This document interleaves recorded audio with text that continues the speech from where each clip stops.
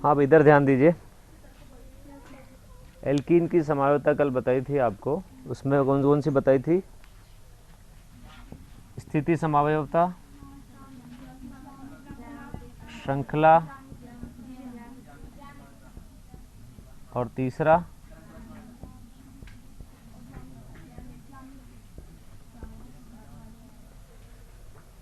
Cyclo, जो alkene होती है वो साइक्लो एल्केन्स के साथ भी समावयवता दर्शाते हैं। ये एल्कीन है C4H8 और ये भी क्या है C4H8, लेकिन साइक्लो एल्केन है ये। तो साइक्लो एल्केन और एल्कीन एक दूसरे के वलय श्रृंखला समावयव हैं।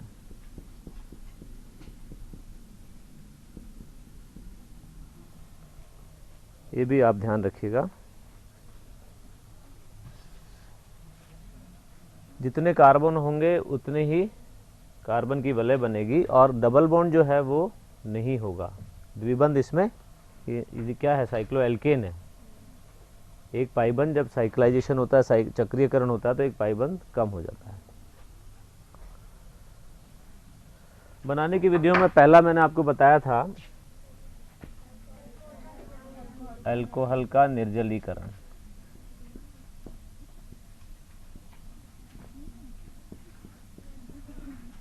निर्जलीकरण के लिए क्या लेते हैं?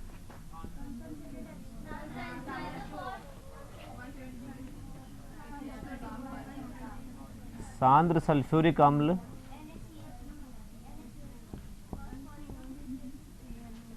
फॉस्फोरस पेंटाऑक्साइड,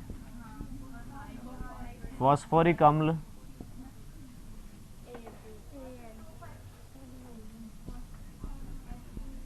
एलुमिना,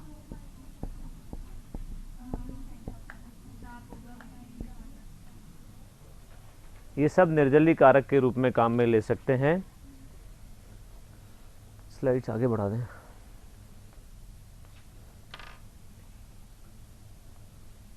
और चलिए आगे।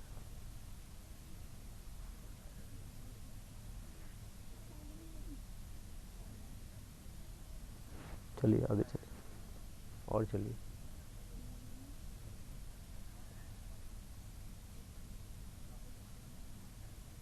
बस इससे पहले वाले देखो, अल्कोहल का निर्जलीकरण में एक महत्वपूर्ण बात आपको ध्यान रखनी है, वो ये है कि सांद्र सल्फ्यूरिक अम्ल के स्थान पर फास्फोरिक अम्ल या एल्यूमिना लिए जा सकते हैं। क्या ले सकते हैं ये आपको पता है। प्राथमिक अल्कोहल, द्वितीयक अल्कोहल और तृतीयक अल्कोहल, अगर ये तीन तरीके के अल्कोहल आप लेते हैं और उनका निर्जलीकरण कराते हैं तो किसका निर्जलीकरण आसानी से होगा या पहले होगा, वो आपको ध्यान रखना है। देखिए, प्राथमिक अल्कोहल जब लिया है, इनको बोलना इधर देखा है। प्राथमिक अल्कोहल जो है उसमें उसका निर्जलीकरण करने के लिए हमें 95% सल्फ्यूरिक एसिड और 440 केल्विन ताप चाहिए। सल्फ्यूरिक एसिड कितना चाहिए? 95%। 2 डिग्री अल्कोहल अगर लेते हैं तो 60% H2SO4 चाहिए और टेम्परेचर भी कम चाहिए, 373 केल्विन। तृतीयक अल्कोहल लेते हैं तो आपको क्या चाहिए? 30% सल्फ्यूरिक एसिड, समझ गए आप, और टेम्परेचर भी कम चाहिए, 363 केल्विन। इसका मतलब क्या है? ये जो आंकड़े आपके सामने दिख रहे हैं, सल्फ्यूरिक एसिड की सांद्रता और ताप क्या दर्शा रहा है कि सबसे आसानी से निर्जलीकरण किसका होता है? तृतीयक अल्कोहल का। द्वितीयक का उससे कम आसानी से होता है, प्राथमिक का सबसे कम आसानी से निर्जलीकरण होता है। नेक्स्ट स्लाइड दिखाएं। तो निर्जलीकरण की सुगमता का घटता क्रम क्या है? 3 degree is greater than 2 degree is greater than 1 degree. तो ये याद रखना है आपको कि कौन से अल्कोहल का निर्जलीकरण या निर्जलीकरण की सुगमता का क्रम क्या होगा। ऐसे ही अगर साइक्लो एल्केन लेते हैं तो क्या बनेगा, आप बताएंगे जरा। साइक्लिक अल्कोहल अगर लेते हैं, ये क्या है? फिनोल है। जो फिनोल बोल रहे हैं वो जरा खड़े हो जाओ।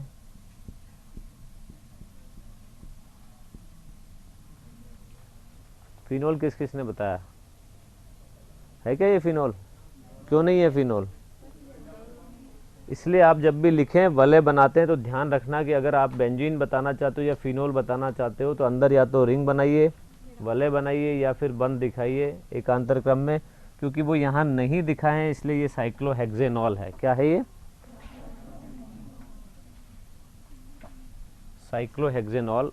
और इसको फास्फोरिक अम्ल के साथ गर्म करते हैं तो अब आपको ये बताना कि बनेगा क्या। आपको क्या ध्यान रखना है, अभिकर्मक जो लिया है उसका काम क्या है। जब परीक्षा आप देंगे तो उसमें अल्कोहल पढ़ाते, ये एल्कीन पढ़ाते वक्त नहीं पूछेंगे आपसे, सारे चैप्टर्स का एक साथ प्रश्न आएंगे, उसमें से एक प्रश्न ये है, तब आप क्या सोचेंगे, आपको क्या ध्यान आना चाहिए कि फास्फोरिक अम्ल का काम क्या है, निर्जलीकरण करना। और जब निर्जलीकरण होगा तो क्या हो जाएगा, इस कार्बन से तो OH चला जाएगा, इससे H चल, या तो इधर से जाए H या इधर से जाए, एक ही बात है। तो प्रोडक्ट क्या होगा, उत्पाद क्या बनेगा, साइक्लोहेक्सीन।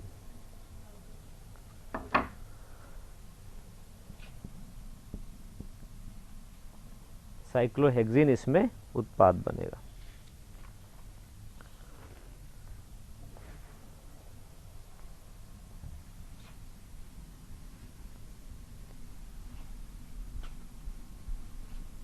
इसकी क्रियाविधि समझिए आप।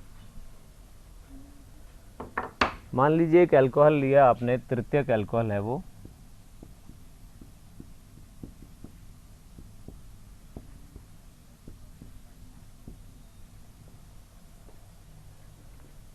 अम्लीय माध्यम में इसका अपन करा रहे हैं निर्जलीकरण। अम्लीय माध्यम में क्या मतलब हुआ, जल जो है वो प्रोटोनीकृत होता है, तो H3PO प्लस जो है ये प्रोटोनीकरण करेगा अल्कोहल का, और अल्कोहल का जो OH समूह है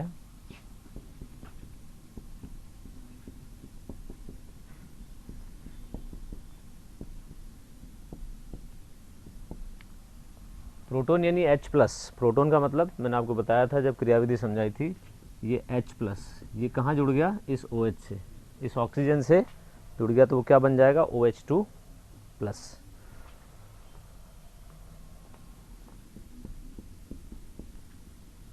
प्लस H2।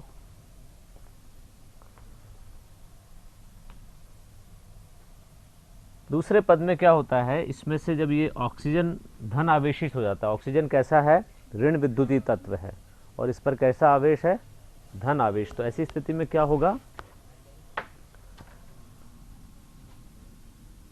यहां से ये बंध टूट जाएगा और ये H2O यानी जल का अणु निष्कासित होगा, इसमें से क्या रह जाएगा,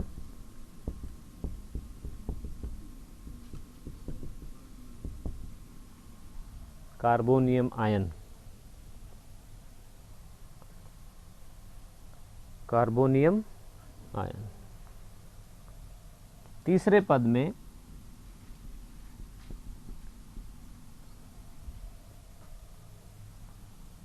जल से ये OH आयन लेता है, क्योंकि ये धन आयन है, इसको क्या चाहिए, ऋण आयन चाहिए।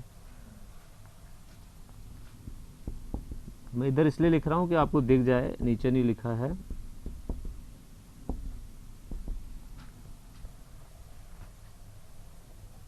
यही होगा क्या, OH लेकर के बना देगा, ये सही है, या ये क्या काम करेगा, ये क्या काम करेगा, वापस वही थोड़ी बनाना था अपने को, क्या करेगा वो,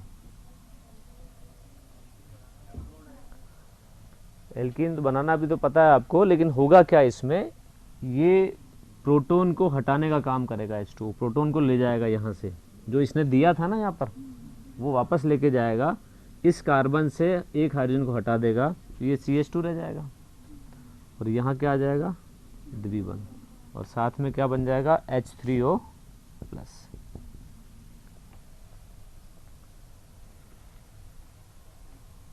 तो अम्लीय माध्यम में, अम्लीय माध्यम का मतलब क्या हुआ, H प्लस आयन मिल रहे हैं, किसको, जल को मिल रहे हैं, तो प्रोटोनीकरण होता है, और प्रोटोनीकरण के बाद में H2O निकलता है, और H2O निकलने से क्या बनता है, कार्बोनियम आयन बनता है, और इस कार्बोनियम आयन से बीटा स्थिति का हाइड्रोजन ये अलग कर लेता है जल, तो क्या ले जाता है H3O+ वापस मिल जाता है। तो जो उत्प्रेरक के रूप में आप जो भी लेते हो वापस मिल रहा है आपको।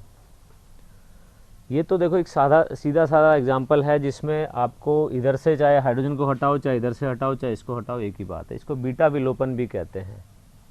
क्या कहते हैं इसको? विलोपन तो है ना, आप समझ रहे हैं। एल्कीन का निर्माण करना मतलब विलोपन के द्वारा बनाएंगे।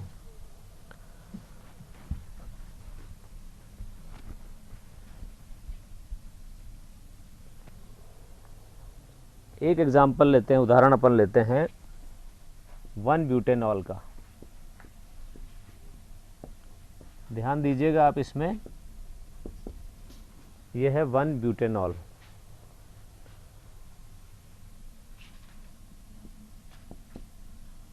H+,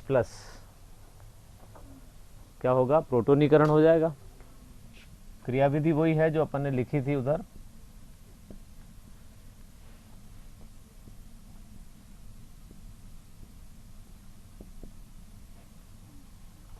ठीक है। इसमें से जब जल का अणु निकलता है तो धनावेश कहाँ आ जाएगा? किस कार्बन पे आएगा? इस पहले कार्बन पर आएगा। CH3 CH2 CH2 CH2+। ये कैसा कार्बोनियम आयन है? प्राथमिक है, द्वितीयक है या तृतीयक है? एक मिनट, प्राथमिक। ये प्राथमिक कार्बोनियम आयन है और इसमें पुनर्विन्यास संभव है। क्यों संभव है? ये धन आवेश कहाँ आ जाता है?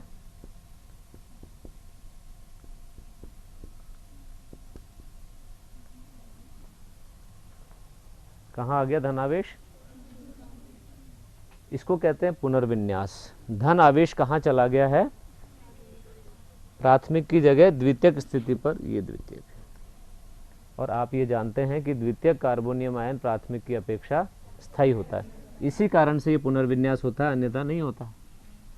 इस पुनर्विन्यास का कारण क्या है कि इसके कारण से क्या होता है? स्थायी कार्बोनियम आयन बनता है, द्वितीयक कार्बोनियम आयन। और जब ये द्वितीयक कार्बोनियम आयन बनता है तो इससे क्या बनेगा?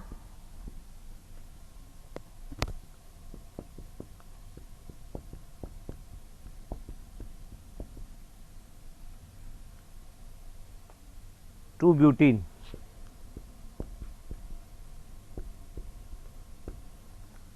अगर इससे बनता तो क्या बनता? प्रोटॉन निकल जाए अल्फा स्थिति से तो 1 ब्यूटीन।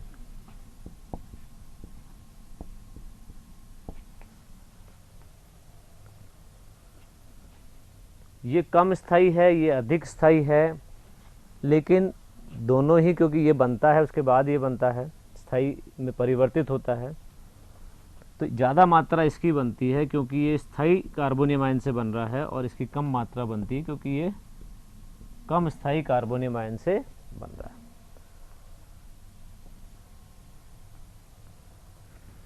ये जो 2 ब्यूटीन है इसमें भी सिस और ट्रांस दोनों बनते हैं।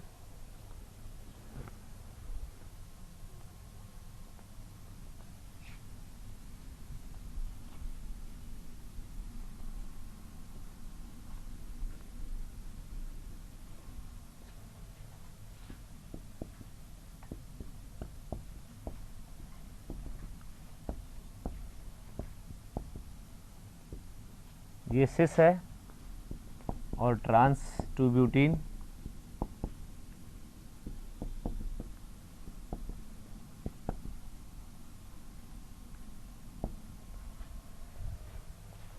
इसमें ज़्यादा स्थायी कौन है? ट्रांस। तो ट्रांस ज़्यादा मात्रा में बनता है क्योंकि ज़्यादा स्थायी है। क्यों ज़्यादा स्थायी अभी अपन पढ़ेंगे। इसकी मात्रा ज़्यादा है और इसकी कम है।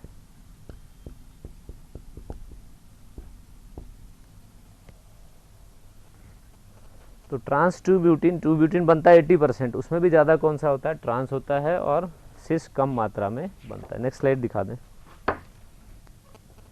ये क्रियाविधि वापस देख लीजिए एक बार आप।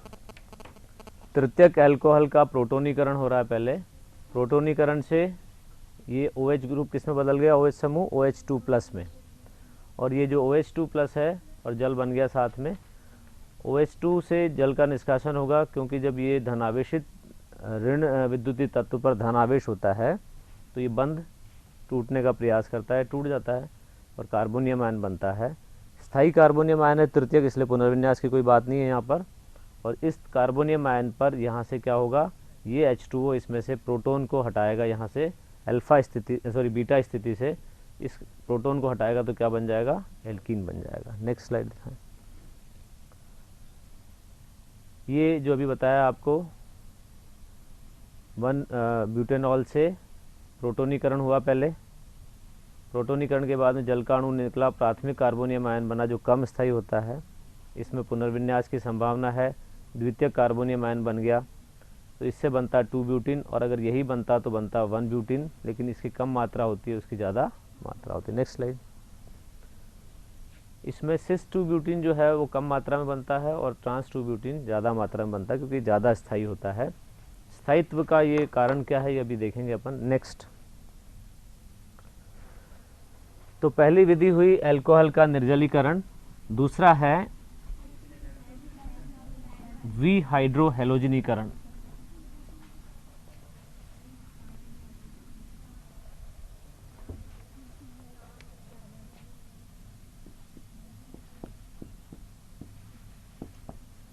एल्किल हैलाइड का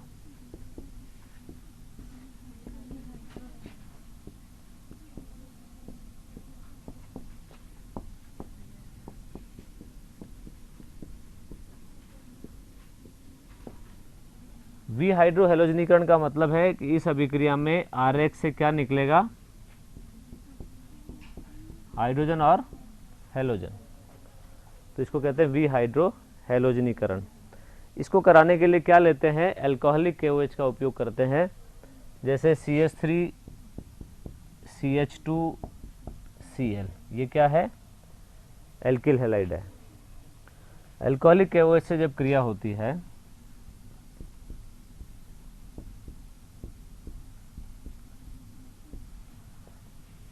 यहाँ से बीटा स्थिति से H और यहाँ से Cl, बीच में क्या आ जाएगा, पाई बंध।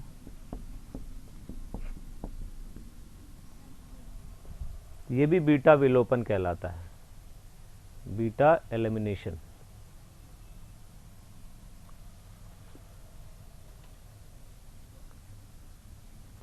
अगर किसी एल्किल हैलाइड में बीटा विलोपन से 2 एल्कील का बनना संभव हो तो दोनों बनेगी ना। कैसे, अगर इस स्थिति से हाइड्रोजन निकले Cl, यहाँ से तो 1 ब्यूटीन बनेगा, और यहाँ से H, चूँकि दोनों तरफ इसके बीटा हाइड्रोजन है, तो क्या हो जाएगा, 1 ब्यूटीन भी बन सकता है और 2 ब्यूटीन भी बन सकता है।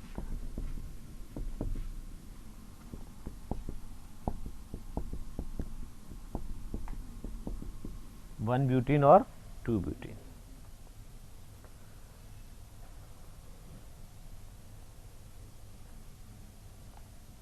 इस नियम को क्या कहते हैं, जिस नियम में ये कहा गया है कि वो एल्कीन मुख्य उत्पाद होगी, दोनों एल्कीन बनती है ना, ध्यान रखिएगा, वो एल्कीन मुख्य उत्पाद होगी जिसमें द्विबंध मध्य की ओर हो,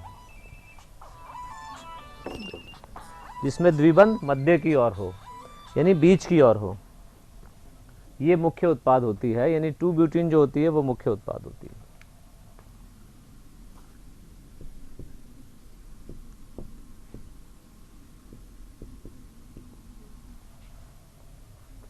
इस नियम को क्या कहते हैं,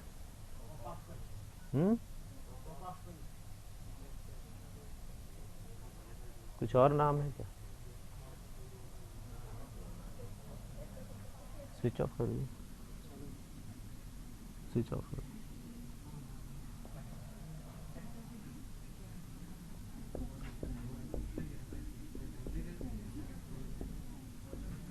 सेट जेफ का नियम, सेजेव कह लो, सेजेफ कह लो, इसमें एल्किल हैलाइड का जो वी हाइड्रो हैलोजनीकरण है, उसमें अगर एल्किल हैलाइड में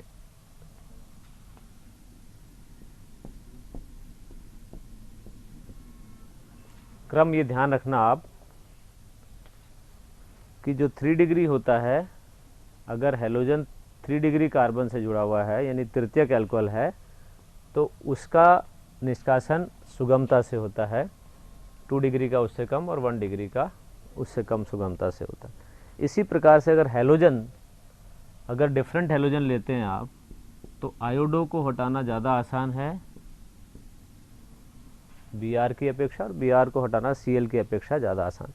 तो ये क्रम आपको ध्यान रखना है कि एल्किल हैलाइड में अगर तृतीयक एल्किल हैलाइड है तो उसका आसानी से विलोपन होगा और द्वितीयक का कम होगा आसानी से, और 1 डिग्री का उससे भी कम आसानी से होगा। और आयोडो, ब्रोमो और क्लोरो में जो विलोपन का क्रम है वो सबसे सुगमता से होता है आयोडो का, उससे कम ब्रोमो का, उससे कम क्लोरो का। तीसरी विधि है डाई हैलाइड का वी हैलोजनीकरण।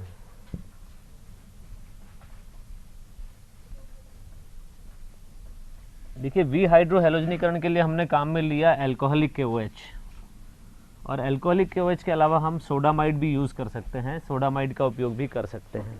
किसका उपयोग कर सकते हैं, लेकिन आपको क्लियर हो जाएगा और स्पष्ट हो जाएगा जब अपन एल्काइन पढ़ेंगे, NaNH2, इसका प्रयोग भी वी हाइड्रो हैलोजनीकरण के लिए किया जाता है। अब डाई हैलाइड का वी हैलोजनीकरण,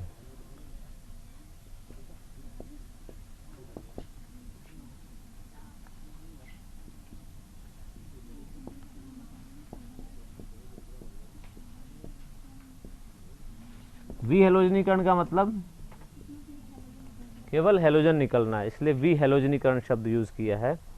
अब डाई हैलाइड 2 प्रकार के हैं।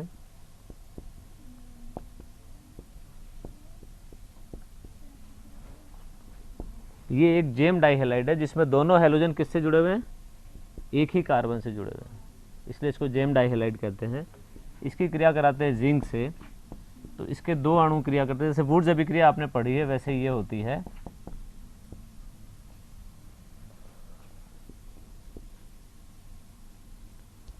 जैसे आपने वुड्स अभिक्रिया पढ़ी थी वैसे ही है। क्या बन जाएगा, ये द्विबंध बना दीजिए बीच में, CH3 CH double bond CH CH3 plus 2 ZnCl2, ZnX2 कर दें यहाँ पे, 2 ZnX2। तो डाई हैलाइड का वी हैलोजनीकरण जिसमें हम क्या लेते हैं, जिंक लेते हैं।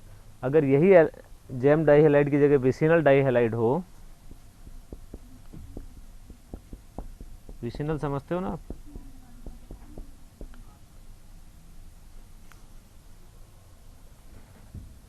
पास पास वाले कार्बन पर अगर हैलोजन होता है, इसकी भी क्रिया जिंक से कराते हैं, तो ये ZnX2 निकल जाता है और CH3 CH double bond CH2।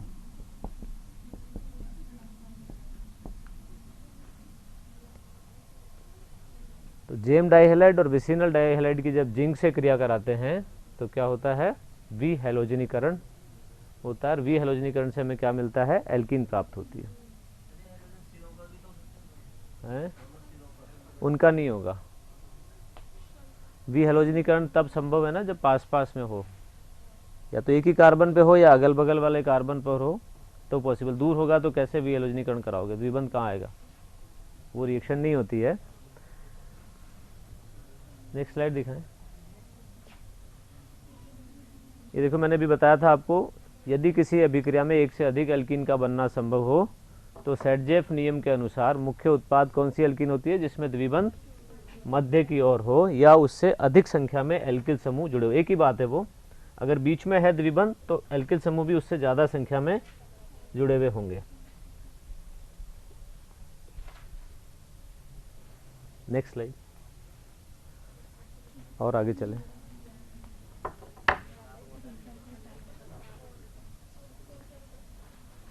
Next है एल्केन का ताप अपघटन।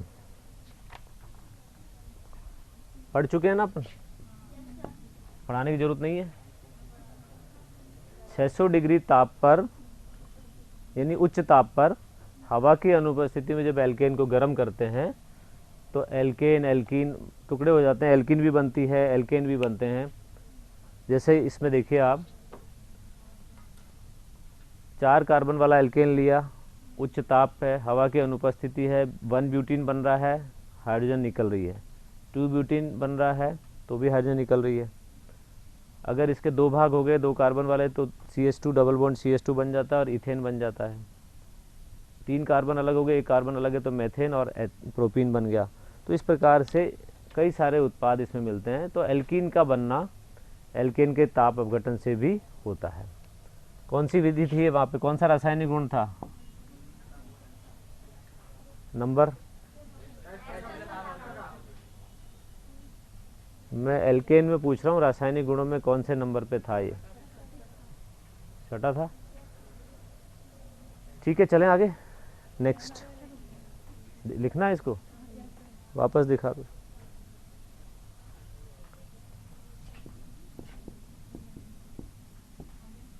इसी को रहने दो अभी आप। एस्टर का ताप अपघटन। एस्टर समूह कौन सा होता है बताओ? एस्टर जो होता है ना, वो कौन सा क्रियात्मक समूह होता है, कैसे लिखते हैं उसको? बोलो बोलो। एस्टर नहीं पता? कार्बोक्सिलिक अम्ल पता है? कार्बोक्सिलिक अम्ल पता है क्या होता है उसमें? बैठो, आप बताओ, बैठ जाओ। RC डबल बॉन्ड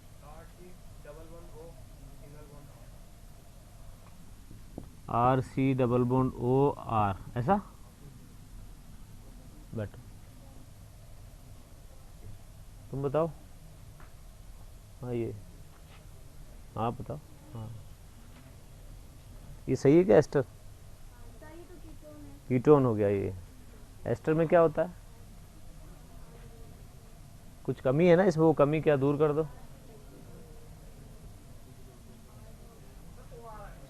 OR आएगा।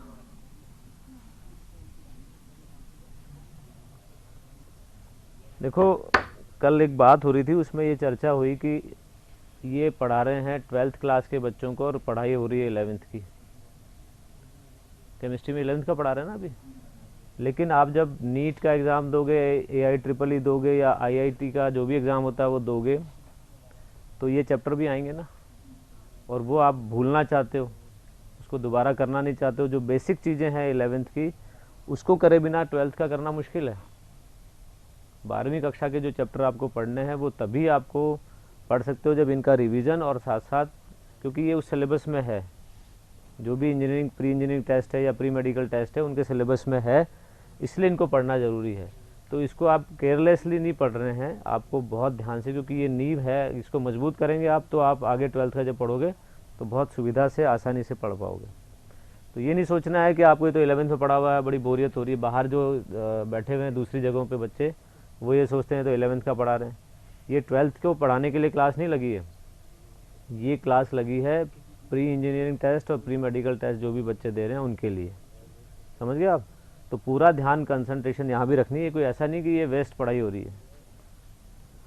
एस्टर का जो ताप अपघटन है, इसमें आपको एक एस्टर हम ले रहे हैं,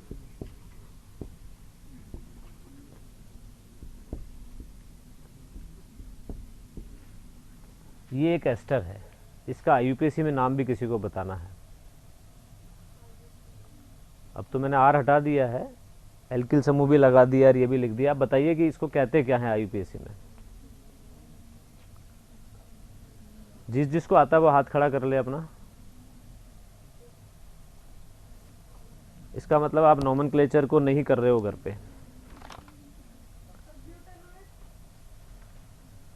ब्यूटेनोएट, एथिल एथिल मेथेनोएट। और कोई नाम?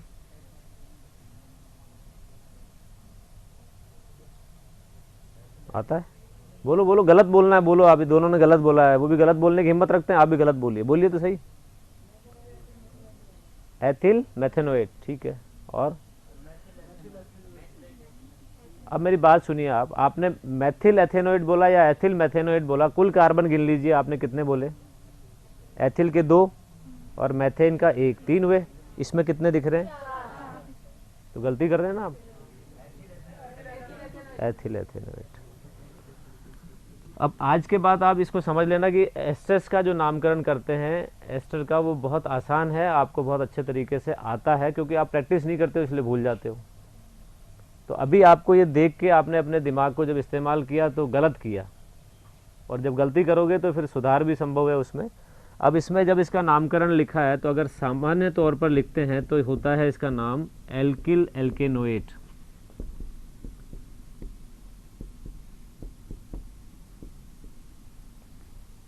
ठीक है, ये 2 भाग होते हैं एस्टर के नाम के, आईयूपीएसी नाम के 2 भाग हैं, एल्किल एल्केनोएट।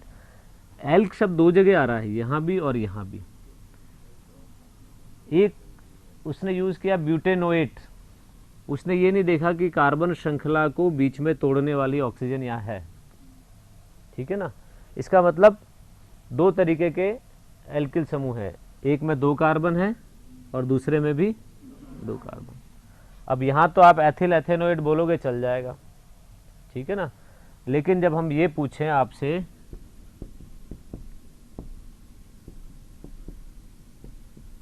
तब क्या बोलेंगे? कोई कहेंगे एथिल मेथेनोएट, कुछ कहेंगे मैथिल एथेनोएट। अब ये ध्यान रखना है हमेशा के लिए अब आपको कि ये जो समूह होता है यहाँ वाला, ये होता है एल्किल, और जो कार्बन इस कार्बोनिल समूह या एस्टर समूह का भाग है, ये एस्टर समूह है, इसका जो भाग है वो आता है मुख्य नाम एल्केनोएट। तो ये क्या हो गया? एथिल, 2 कार्बन इसलिए एथेनोएट। इसको क्या बोलेंगे? Ethyl ethanoate. और इसको क्या बोलेंगे? एल्किल समूह कौन सा है? ये वाला है, तो एथिल। और ये क्या है? 1 कार्बन है केवल यहाँ पे, इसलिए मेथेनोएट। ठीक है, समझ में आ गया आपको?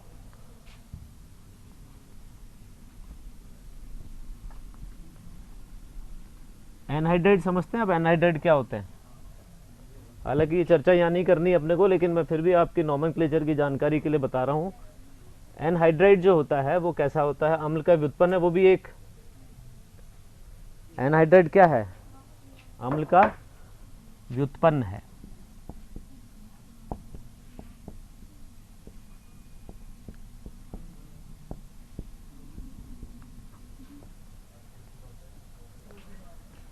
दो प्रकार के एनहाइड्राइड मैं लिख देता हूं आपको नॉमेनक्लेचर याद रखने के लिए। अब बताएंगे आप क्या होगा इसका नाम?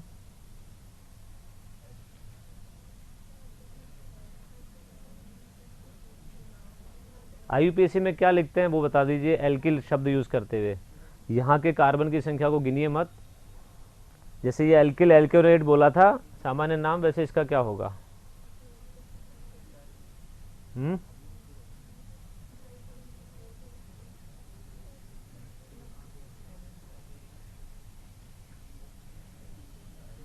आपस में डिस्कस नहीं, मेरे से बात करो, आप बताओ।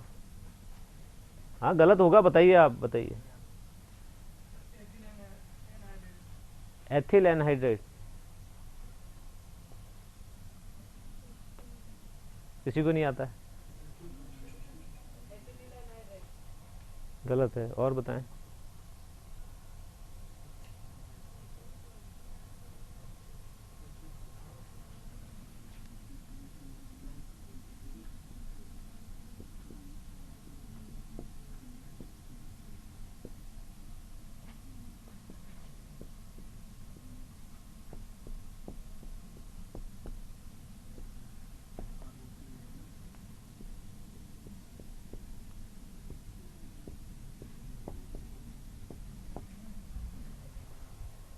गलत लिख दिया ना 2 बार?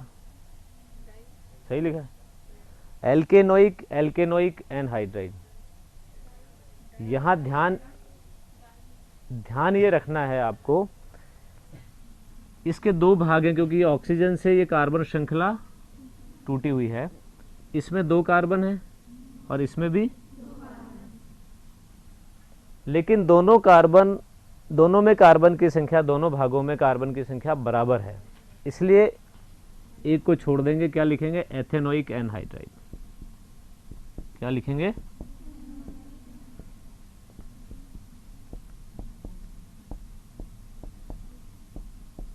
इसमें डाई शब्द का इस्तेमाल नहीं किया है, लेकिन एनहाइड्राइड में अगर केवल एक ही शब्द ये लिखा हुआ है तो आप समझ जाइए कि उसमें ये 2 बार आ रहा है, 4 कार्बन होंगे उसमें कुल। लेकिन अगर ऐसा हो जिसमें इधर 1 कार्बन है और इधर 2 कार्बन है, तो इसमें एक भाग है एथेनोइक और एक है, ये तो एथेनोइक और ये मैथेनोइक, और इसको अल्फाबेटिकल ऑर्डर में लिखेंगे, एथेनोइक, मैथेनोइक, एनहाइड्राइड।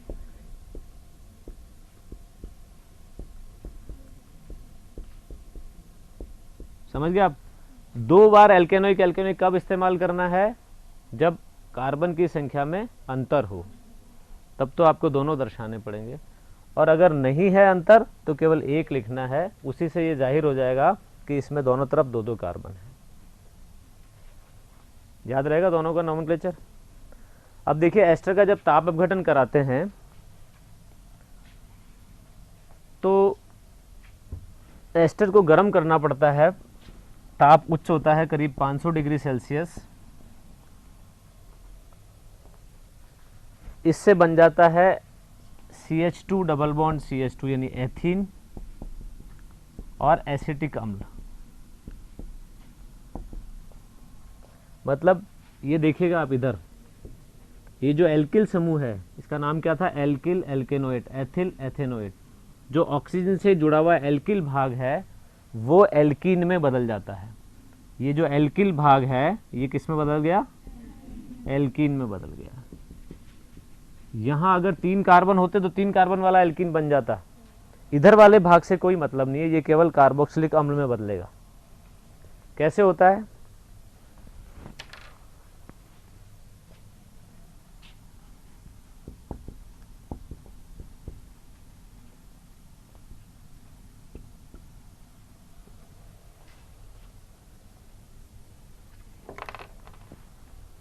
इसको ऐसे लिख देता हूं,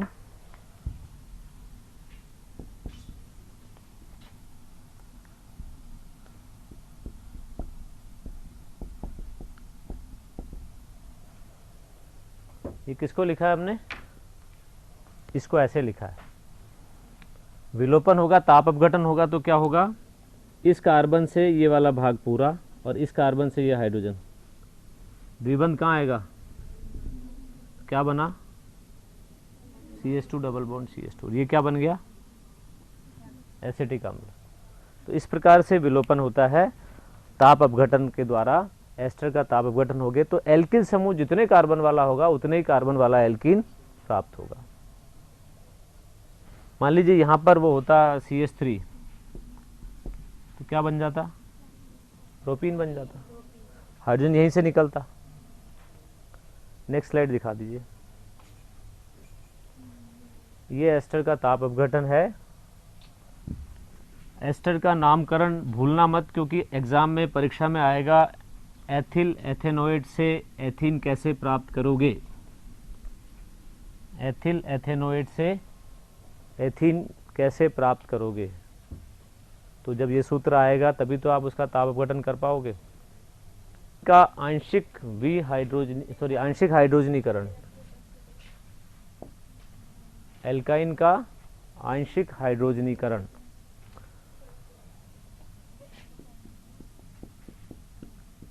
ये एसिटिलीन है। 2 अभिकर्मक इसमें काम में ले सकते हैं अपन। हाइड्रोजनीकरण कराना है इसलिए H2 चाहिए। H2 के सोर्स क्या हैं? पैलेडियम के साथ आप ले सकते हैं कैल्शियम कार्बोनेट या बेरियम सल्फेट या जिंक सल्फेट।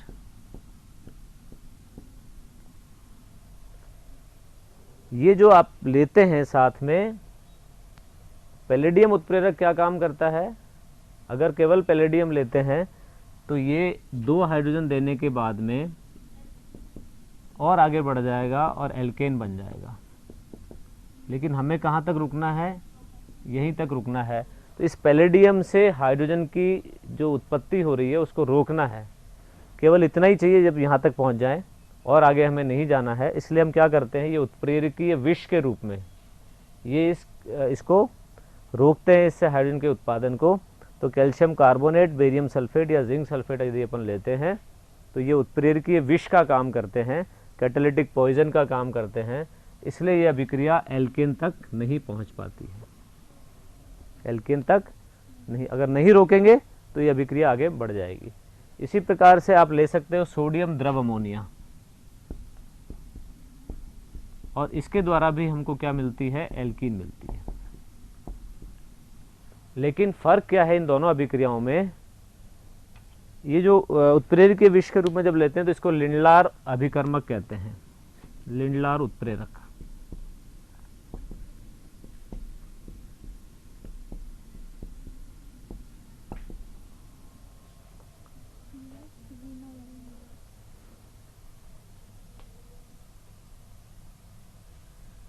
नेक्स्ट स्लाइड दिखाएं, वापस वही।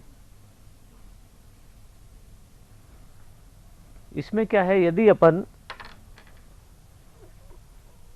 2 ब्यूटाइन ले लें, अपनी अपनी कॉपी में करना है आपको।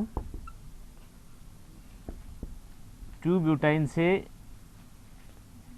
अगर पैलेडियम यानी लिंडलार उत्प्रेरक लेते हैं तो क्या बनेगा, और सोडियम द्रव अमोनिया लेते हैं तो क्या बनेगा।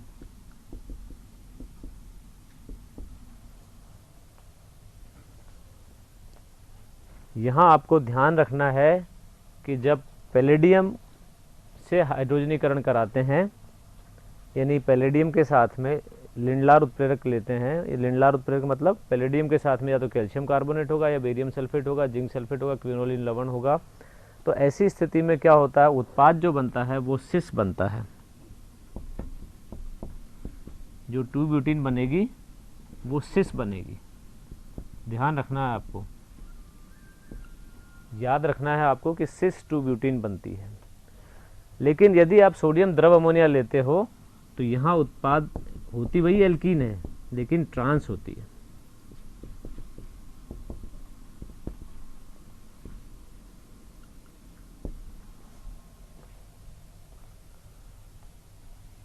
तो आपको ध्यान रखना है कि जब लिंडलार उत्प्रेरक लेते हैं तो सिस एल्कीन बनेगी जहाँ संभावना है, यहाँ तो संभावना है ही नहीं, इसमें संभावना है तो इसमें सिस बनेगी, और सोडियम द्रव अमोनिया लेंगे तो ट्रांस बनेगी। इस अभिक्रिया को कहते हैं बिर्च रिडक्शन।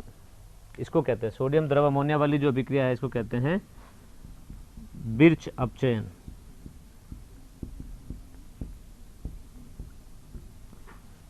बिर्च अपचयन।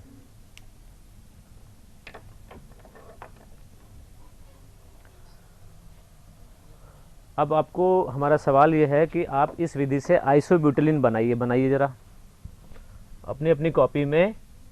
विधि आपके सामने है।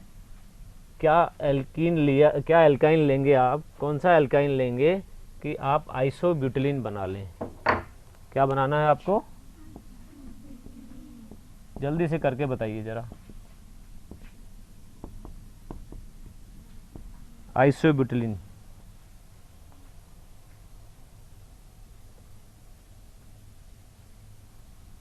आइसोब्यूटिलीन का सूत्र आता है आपको लिखना, आइसोब्यूटिलीन का सूत्र। जब तक ये नहीं लिख पाएंगे आप किससे बनाएंगे, कैसे बनाएंगे, वो सोचना मुश्किल होगा। कौन बताएगा भाई, इतनी देर तो लगनी नहीं चाहिए, सामने रिएक्शन लिखी हुई है, अभिक्रिया सामने लिखी हुई है आपके, बताएं।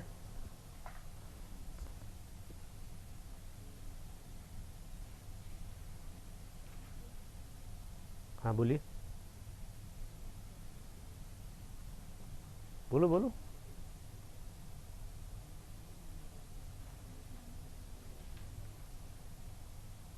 नहीं बोलोगे, किसी ने किया भाई प्रयास।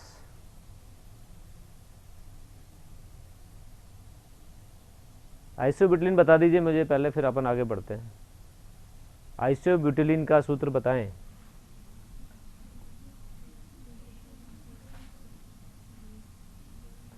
कोई नहीं बता रहा।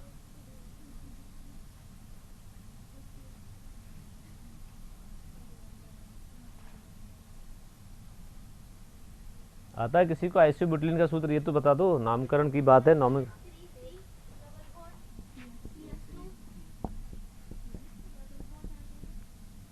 और ऊपर भी लिख सकते हैं, नीचे ही क्यों? हाँ, नीचे भी लिख सकते हैं, ऊपर भी लिख सकते हैं, ये कह रहा हूँ मैं। हाँ, मतलब कभी आप हमेशा के लिए याद रख लो नीचे ही लिखना है और वहाँ ऊपर लिखा हुआ है एग्जाम में, आप परेशानी में पड़ जाओ। अब इसको बनाना है, इस विधि से बना सकते हो क्या आप? हम किससे बनाएंगे? जहां द्विबंध है वहां कौन सा बंध होना चाहिए? त्रिबंध होना चाहिए ना। इधर रख दो त्रिबंध।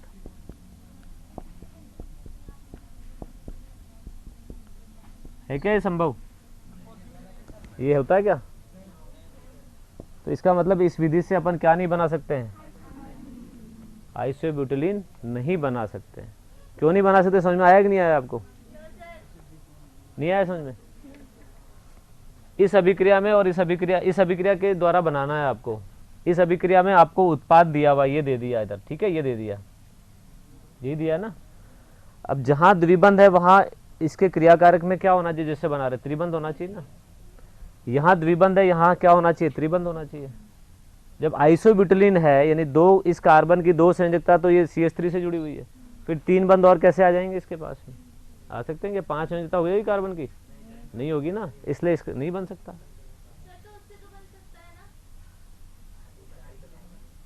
किससे बनेगा? हमें त्रिबंध चाहिए और इसी जगह पे चाहिए, इसी जगह पे चाहिए, वो संभव ही नहीं है रखना। तो आइसो के साथ में त्रिबंध होता ही नहीं है, इसलिए इस विधि से नहीं बना सकते। तो आप नोट कर लें, आइसोब्यूटिलीन इस विधि से नहीं बना सकते। सातवीं और अंतिम विधि है कॉल्बे का विद्युत अपघटनी अपचयन। यहां पर कॉल्बे के विद्युत अपघटनी अपचयन में हम क्या लेते हैं? जब हमने एल्केन जब बनाया था तो हमने क्या लिया था? एक मोनोकार्बोक्सिलिक अम्ल का सोडियम या पोटेशियम लवण लिया था। मोनोकार्बोक्सिलिक अम्ल का, मोनो का मतलब जिसमें केवल एक COH समूह हो, उसका हमने क्या लिया था? सोडियम या पोटेशियम लवण लिया। हमें मिले एल्केन विद्युत अपघटनी अपचयन से। अब यहां हम क्या ले रहे हैं? द्विकार्बोक्सिलिक अम्ल का विद्युत अपघटनी अपचयन, जिसको कॉल्बे का विद्युत अपघटनी अपचयन भी कहते हैं, वो कराते हैं। ये द्विकार्बोक्सिलिक अम्ल है जिसमें दो COH समूह यहाँ जुड़े हुए हैं। इसका जब आयनन होगा विलयन में तो क्या बनेगा?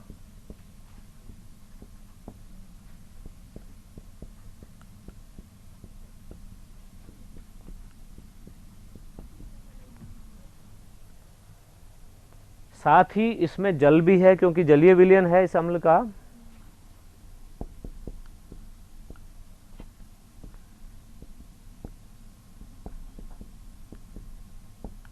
दो लिख देते हैं अपन यहाँ पे। पेन गया भैया ये तो पूरा।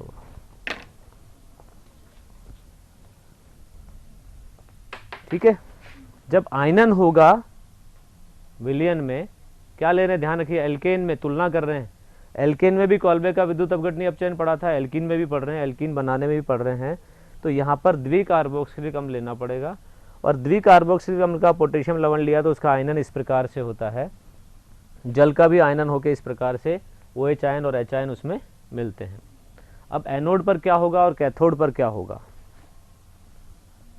एनोड पे कौन जाएगा भाई?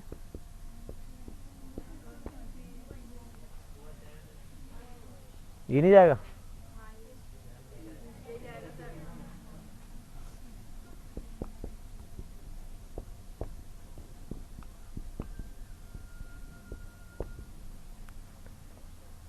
जब एनोड पर ये आयन पहुंचेंगे तो ये क्या करेंगे? क्या करेंगे? एनोड पर एनायन जाता है, एनायन मतलब धनायन जाता है। एनोड को हिंदी में क्या कहते हैं? धनाग्र कहते हैं। तो वहां जब ये जाएगा तो क्या होगा?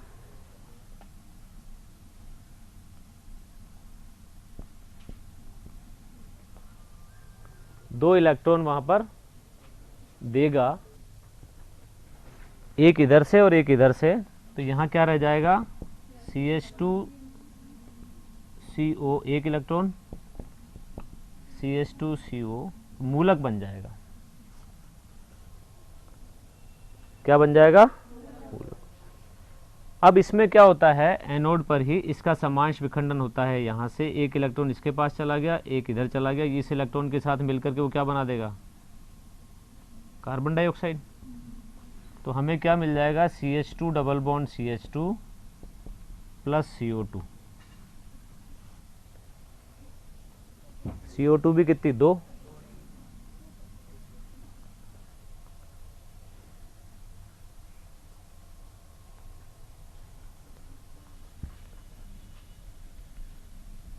ये कहां पर हुआ सारा?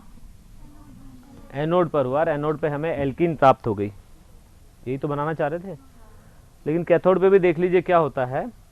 कैथोड पे कौन कौन से आयन जा सकते हैं? पोटेशियम आयन या हाइड्रोजन आयन। लेकिन हाइड्रोजन आयन का जो मूवमेंट होता है, जो विसर्जन की जो प्राथमिकता होती है वो इसकी ज़्यादा होती है, क्योंकि ये हल्के आयन होते हैं। तो कैथोड पर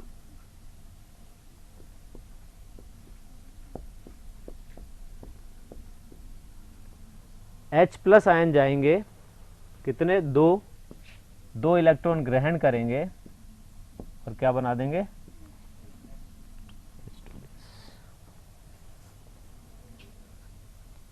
या 2H भी हो सकता है।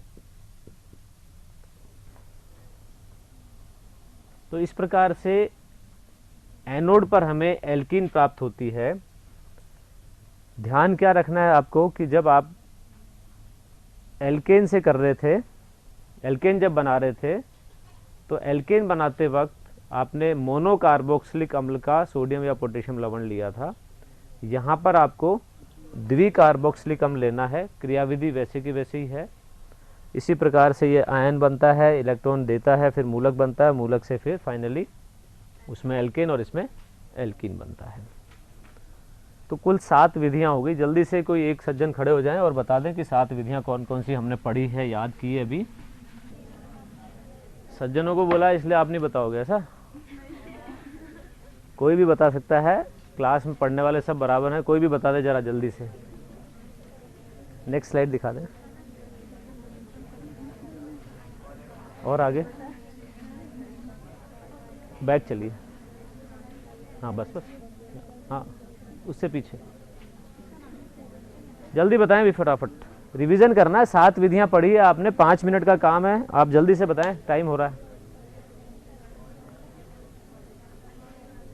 याद करने को नहीं बोला है आपको। याद तो मेरे साथ साथ करना था। आपको इतना समय मिलता है बीच में, आपको याद कर लेना चाहिए।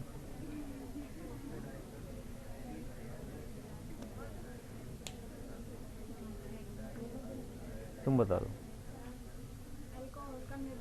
पहला सुनिए भाई, अल्कोहल का निर्जलीकरण। ध्यान से रिवीजन हो रहा है आपका। अल्कोहल का निर्जलीकरण। दूसरा, एल्किल हैलाइड का विहाइड्रो हैलोजनीकरण। उसके लिए हम अल्कोहलिक KOH काम में लेते हैं। रिवीजन थोड़ा सा और बढ़ा देते हैं। तीसरा,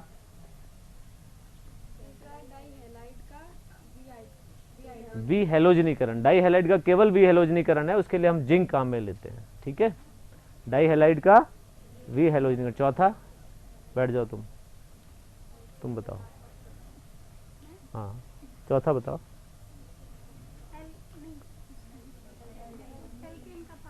एल्केन का ताप अपघटन। और दूसरा उसके अगला, कितनी आसान है। 3 एक साथ याद कर ली, 2 अपने एक बार याद कर ली। फिर एल्काइन का आंशिक हाइड्रोजनीकरण और अंतिम कॉल्बे का विद्युतीकरण। ठीक है, हो गई ना? कितनी रिएक्शन याद हो गई आपको? 7 8 तो पहले बनाने की विधियां एल्केन की, 10 उसके 18 और ये 7 25 हो गई ना? मतलब आसानी से याद कर पा रहे हो आप लोग अब। अब देखिए बहुत इंपॉर्टेंट टॉपिक है जो अभी करना है आपको आज की डेट में, वो है, नेक्स्ट स्लाइड दिखा दें।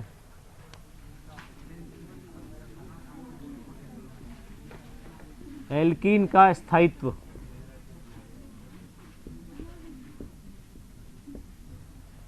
इधर ध्यान से समझिएगा, बात नहीं करेंगे क्योंकि इस पर प्रश्न निश्चित रूप से आएगा। देखिए एल्कीन जो होती है, ये एल्कीन है, कोई भी एल्कीन हो, चाहे 10 कार्बन की एल्कीन हो, उसमें ये तो होगा ही होगा ना स्केलेटन, ये ढांचा तो उसके अंदर होगा ही होगा। इसमें अगर चारों समूह आर हों, यानी चारों जगह पर हाइड्रोजन नहीं है और सारे समूह एल्किल हैं, वो सेम भी हो सकते हैं और डिफरेंट भी हो सकते हैं, समान भी हो सकते हैं और असमान भी हो सकते हैं। ऐसी स्थिति में इसका स्थायित्व सर्वाधिक है। फिर अपन एक जगह हाइड्रोजन कर देते हैं,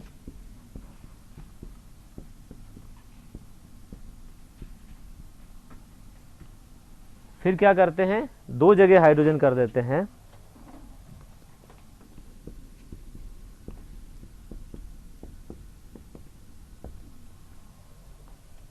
फिर हाइड्रोजन 3 जगह कर दीजिए,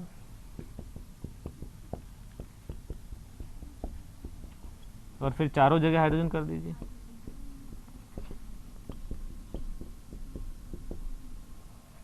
ठीक है, ये तो क्रम याद हो गया आपको, बड़ी आसानी से याद हो गया। अब इसका कारण पता करना है कि ऐसा क्यों है। ये स्थायित्व के घटते हुए क्रम में आपने जमाया है, स्थायित्व का घटता हुआ क्रम है। सबसे ज्यादा स्थायी ये है, सबसे कम स्थायी वो है। नेक्स्ट स्लाइड दिखाएं।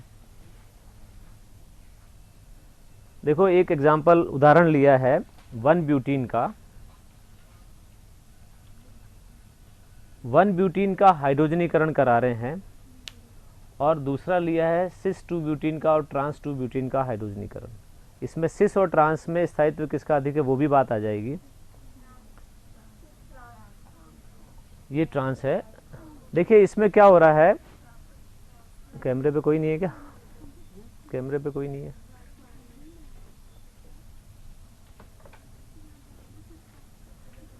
देखिए सिस 1 ब्यूटीन जो है, इसको स्थायित्व का पता लगाने के लिए हम एक अभिक्रिया करवाते हैं, उसको कहते हैं हाइड्रोजनीकरण।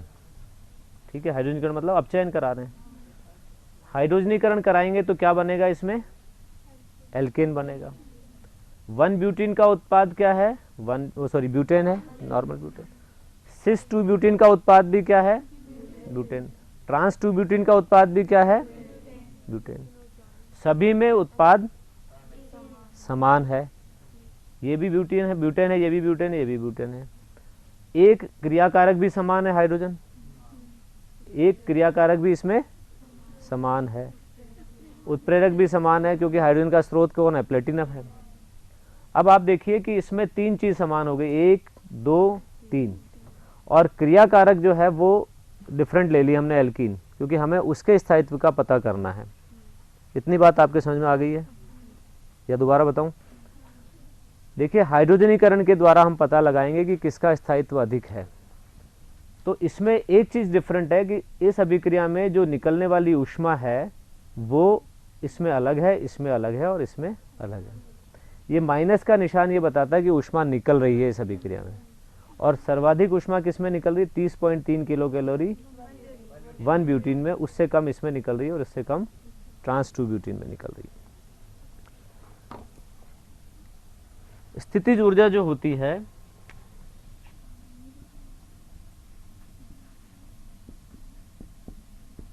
आपको मालूम है स्थितिज ऊर्जा जो होती है वो अगर अधिक है तो स्थायित्व अधिक होगा या कम है तो स्थायित्व अधिक होगा?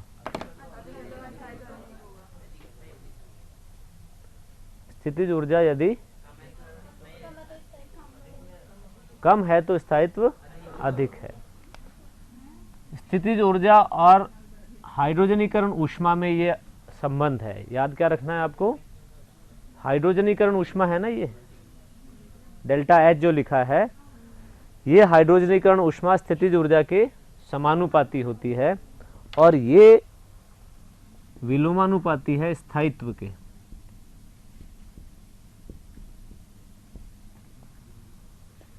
स्थायित्व के विलोमानुपाती। यानी जिस अभिक्रिया में हाइड्रोजनीकरण ऊष्मा अधिक है, कौन सी है, पहली वाली, उसमें क्या हो रहा है, स्थितिज ऊर्जा अधिक है, इसलिए स्थायित्व कम है। समझ गए आप? तो इस प्रकार से यदि आप देखें, इस अभिक्रिया को पता लगाने के लिए हमें क्या करना पड़ता है, हाइड्रोजनीकरण ऊष्मा को देखना पड़ता है। हाइड्रोजनीकरण ऊष्मा जिसमें अधिक होगी, उसमें हाइड्रोजनीकरण ऊष्मा अधिक होने के कारण स्थितिज ऊर्जा भी अधिक हो गई और स्थायित्व उसमें कम होगा। तो सबसे कम स्थायित्व किसका है, 1-ब्यूटीन का है।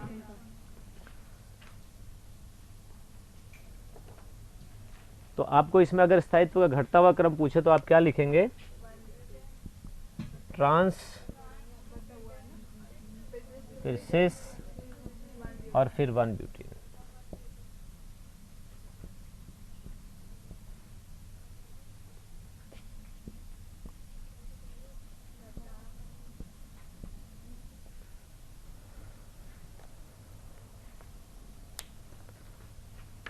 और सामान्य रूप से आपको ध्यान रखना है कि अधिक प्रतिस्थापी एल्कीन जो होगी वो ज़्यादा स्थायी होगी। तो अधिक प्रतिस्थापी एल्कीन कौन सी है, ये है, जिसमें 4 एल्किल समूह जुड़े हुए हैं।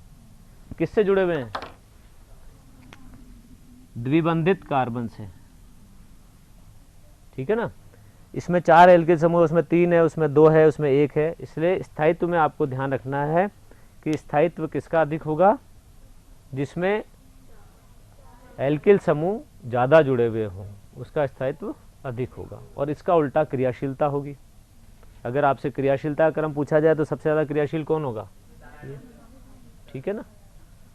तो और कैसे पता लगाते हैं, हाइड्रोजनीकरण ऊष्मा के आधार पर। ये एक उदाहरण लिया है हमने, इसके आधार पर हमने ये देखा कि हाइड्रोजनीकरण ऊष्मा अधिक है तो स्थितिज ऊर्जा भी अधिक होगी, और स्थितिज ऊर्जा अधिक है तो स्थायित्व क्या होगा, कम होगा। समझ में आ गया आपको?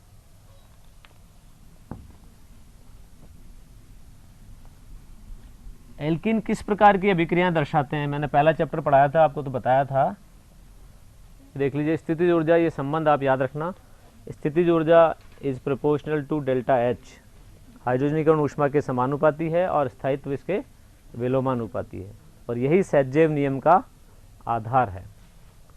नेक्स्ट,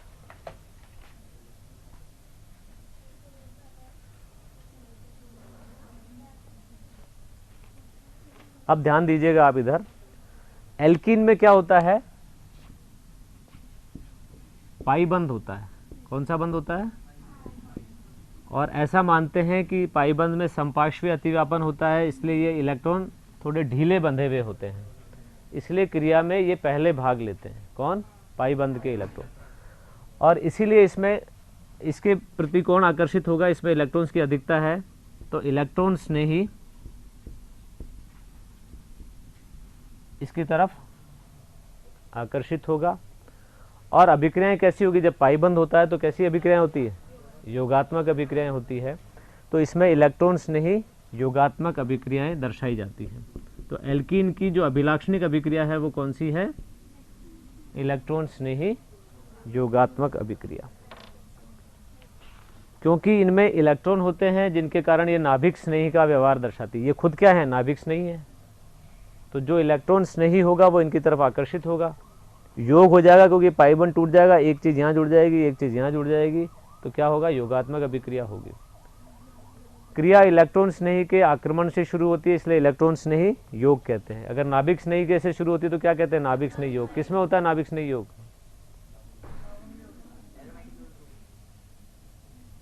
पिछला साफ, आगे का पढ़ते जा रहे हैं। सोच के बोलो, मैंने बहुत अच्छे से पढ़ाया था आपको।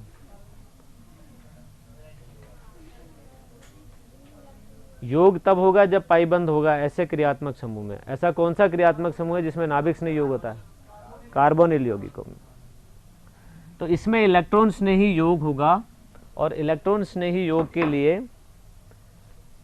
देखिए, इसमें जो पाई बंद के इलेक्ट्रॉन है क्रिया के समय, मान लीजिए इधर चले गए, ये कौन सा प्रभाव है, इस प्रभाव को क्या कहते हैं, जो क्रिया के समय होता है, अस्थायी होता है, इलेक्ट्रोमेरिक प्रभाव। जब ये दोनों इलेक्ट्रॉन्स, पाई बंद के इलेक्ट्रॉन्स इस कार्बन पे चले गए,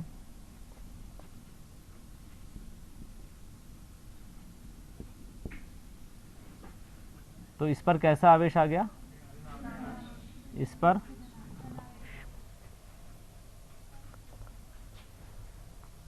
अब x और y एक अभिकर्मक के दो भाग हैं, x और y। इसमें से x धन विद्युतीय भाग है और y ऋण विद्युतीय, तो x प्लस और y माइनस इसके दो टुकड़े होते हैं। इलेक्ट्रॉन्स नहीं कौन है इसमें से, आप बताना। x प्लस, ये इलेक्ट्रॉन्स नहीं है, क्योंकि जब आवेश है तो आप बिल्कुल तुरंत बता सकते हैं कि ये इलेक्ट्रॉन्स नहीं है। ये x प्लस पहले आक्रमण करेगा और कहाँ करेगा, जहाँ पर ऋणावेश होगा, तो ये बन जाएगा CH2 प्लस CH2X, और अंतिम पद में ये Y माइनस जो है आपके पास में, ये यहाँ जुड़ जाता है CH2X और ये CH2Y। ये पूरी योगात्मक अभिक्रिया है जिसमें क्रिया किसके द्वारा शुरू हुई है, इलेक्ट्रॉन स्नेही के योग से, इसलिए इसको इलेक्ट्रॉन स्नेही योगात्मक अभिक्रिया कहते हैं। ये एल्कीन है, एल्कीन में इलेक्ट्रोमेरिक प्रभाव इस प्रकार से काम करता है। इसका उल्टा भी हो सकता था, बात एक ही है। लेकिन यदि ये एल्कीन सम्मित ना होकर के असम्मित हो, अब बताइए किधर X जुड़ेगा और किधर Y जुड़ेगा, और क्यों? ये सारी चीज मैं पहले पढ़ा चुका हूं, मैंने सोचा था कि आपको बाद में नहीं बताना पड़ेगा। बोलिए। है जी, मार्कोनिकॉफ नियम के अनुसार। मार्कोनिकॉफ नियम क्या कहता है, मतलब हाइड्रोजन यहाँ, ये X यहाँ जुड़ेगा,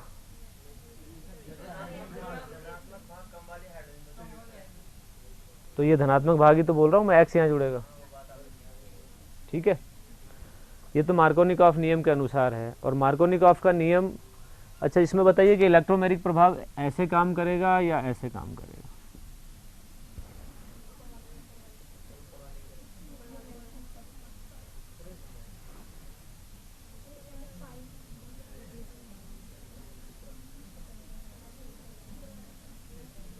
पहले वाली कॉपी शायद घर पे रख दी क्या, अलमारी में किसी बंद करके ताले में,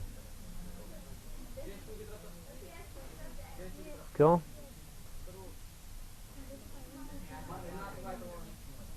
धनात्मक किसका, CH3 के प्लस आई प्रभाव के कारण इलेक्ट्रॉन इसकी तरफ जाएंगे, जब इधर जाएंगे तो ये वाले इलेक्ट्रॉन इधर कैसे जा सकते हैं, इधर ही तो जाएंगे।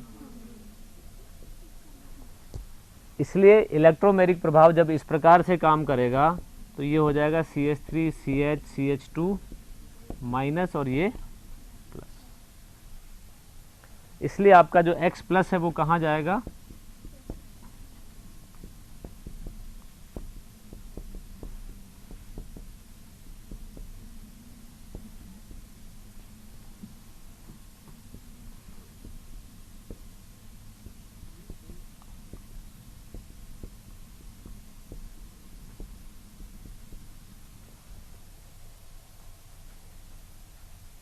ऐसा थोड़ी कि पहले वाले चैप्टर में पढ़ाया था तो उसको ख़त्म कर दिया, भूल जाना है फिर नए पे आ जाना। जब 11th में पढ़ा हुआ दोबारा पढ़ लिया है तो आपको वो तो बहुत ही बेसिक चीज़ें हैं, आपको ध्यान रखनी है। ये पूरी चीज़ मैंने आपको पहले बताई थी, आप देखना अपनी कॉपी में, ये उदाहरण मैंने पहले लिया था।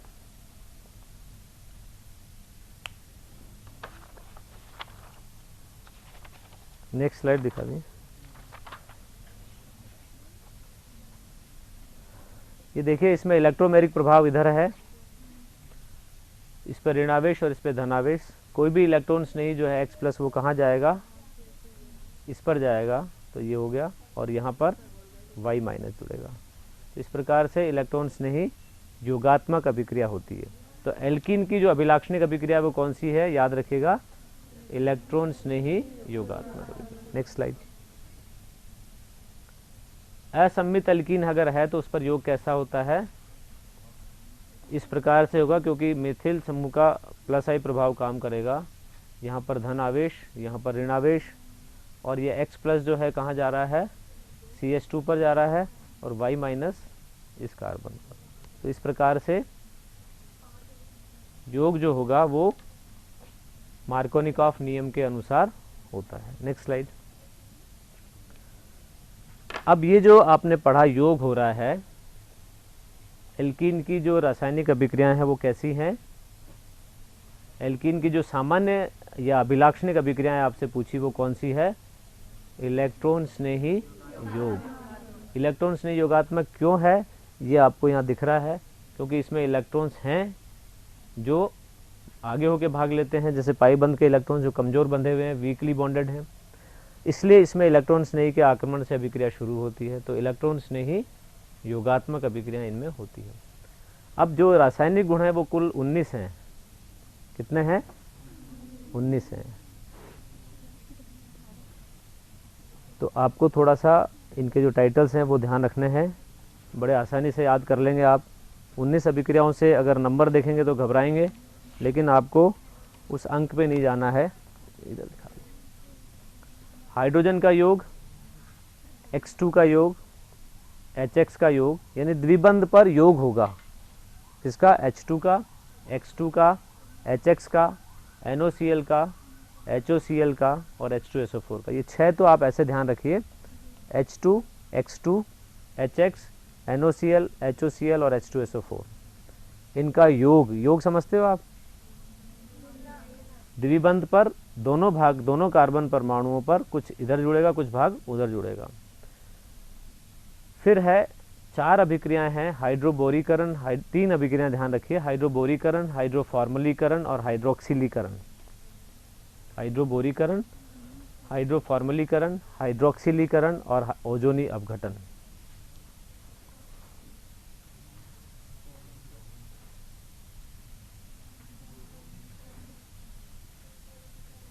मंडे को जब आप आएंगे तो ये आपको टाइटल्स याद होने चाहिए, केवल हम रिएक्शंस पढ़ेंगे सीधे सीधे।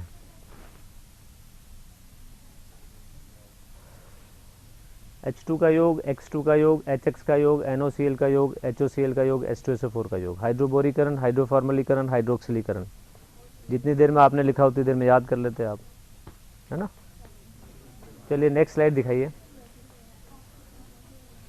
अगली 9 अभिक्रियाएं हैं, ऑक्सीकरण, एल्कलीकरण, एसिटिलीकरण और समावयवीकरण, फिर बहुलीकरण। ऑक्सीकरण, एल्कलीकरण, एसिटिलीकरण, समावयवीकरण और बहुलीकरण, ये 5 अभिक्रियाएं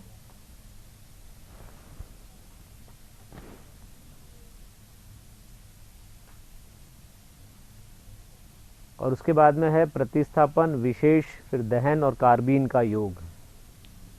प्रतिस्थापन, विशेष, दहन और कार्बीन का योग।